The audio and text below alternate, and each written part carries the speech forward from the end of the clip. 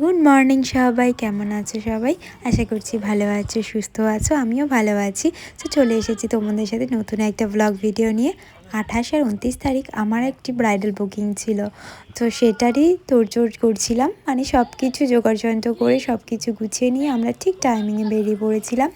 আর দেখো, ঠিক টাইমে পৌঁছে গেছি। পৌঁছে গিয়ে কিছুক্ষণ ওয়েট করতে হয়, যেটা সব জায়গাতেই হয়। একটু ওয়েট করছিলাম।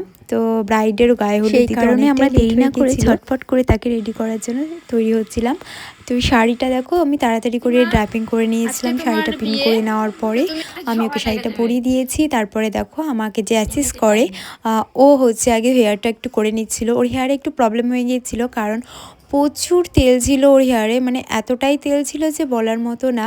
ক্রিম্পিংই ভালো করে বসছিল না। আমি তবু যতটা করা সম্ভব বিয়ের দিন আর রিসেপশনের দিন দুদিনই আমি সাজিয়েছি। আমার কাছে ওর দুদিনেরই বুকিং ছিল। তো ওর কোন লুকটা তোমাদের সবথেকে বেশি ভালো লাগলো সবাই কিন্তু কমেন্ট করে জানাতে ভুলো না।